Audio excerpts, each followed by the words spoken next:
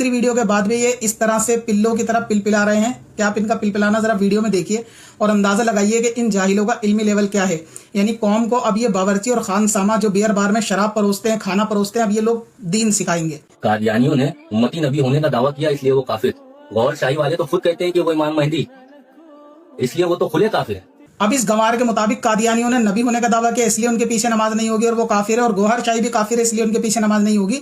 और जो कब्र पुजारी हैं यानी चिश्ती रसूलुल्लाह कलमा पढ़ने वाले, उनके पीछे भी नमाज नहीं होगी।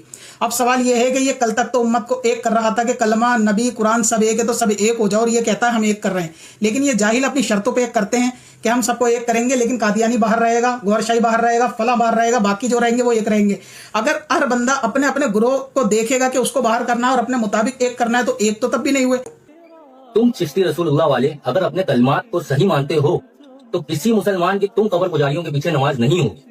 इस गंवार का दूसरा झूठ देखो, ये कहता है कि हम कब्र पुजारी जो चिश्ती रसूलुल्लाह का कलमा पढ़ते हैं उनके पीछे भी नमाज नहीं होगी, जबकि ये पिछली वीडियो में कह चुका है खुद बरेलवी बनके कि मैं बरेलवी हूं। और इसका दूसरा गंवार दोस्त कहता है कि हम सब एक हैं, यानी उस वीडियो में बरेलवी एक हैं, सबके पीछे नमाज हो जाएगी। और अब कह रहा है कि बरेलवी के पीछे नमाज नहीं होती। तो आप लोग या हम लोग कौन होते हैं किसी मुसलमान को, भले ही अकीदे में कोई इख्तिलाफ हो, लेकिन है तो हम सब मुसलमान। हम कब तक की उम्मत को बांटने वाले काम करते रहेंगे? तो भाई आप चलें हमारी मस्जिद में नमाज पढ़ें, हमारे साथ खाना खाएं, हमारे साथ पानी। यही इनका मुनाफिकत है कि लोगों के सामने ये खुल के नहीं बोल सकते। हर काफिर के पीछे नमाज नहीं होगी, चाहे वो इंजीनियर मिर्जा जैसा काफिर हो या बड़ा मिर्जा जैसा काफिर हो, या फिर वो कादियानी या फिर गौर शाही जैसा काफिर हो, उनके पीछे नमाज नहीं होगी। ये बात डंके की चोट पे कहने से इनकी जबानें जो है हलक के नीचे उतर जाती हैं, सिर्फ व्यू लेने के लिए। और जैसे इन पिल्लों की दुम पे पैर रखो, ये फौरन पिलपिलाने लगते हैं कि तुम भी कब्र पुजारी हो, तुम भी काफिर हो, तुम्हारे पीछे नमाज नहीं होगी। अगर नहीं होगी तो सुबह शाम हर वक्त एक जवाब होना चाहिए कि नहीं होगी। ऐसा नहीं होना चाहिए कि पहले व्यू के लिए हम सब एक है और जब इनकी दुम पे पैर रखा जाए तो कहते हैं नहीं नमाज नहीं होगी। मैंने कहा था यहूदी अल्लाह के रसूल के पास आते थे अपने मसाइल लेकर के, ये नहीं कहा था कि वो नमाज पढ़ने के लिए आते।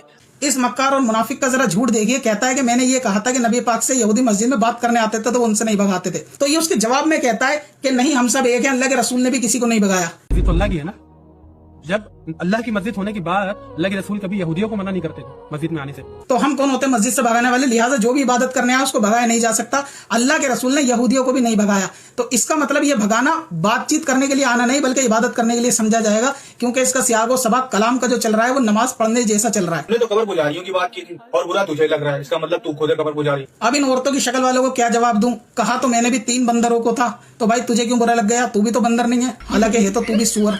तो इसलिए मुनाफिकत का ये चोला सोशल मीडिया से उतार दो। अगर बरेलवी कब्र पुजारी है तो उनको एक करने की जरूरत नहीं है, पहले अपने घर में बाप को कलमा पढ़ा के मुसलमान बना दे। पूरा वीडियो देखने के लिए YouTube पर इस टाइटल को सर्च करके ये वीडियो देखें।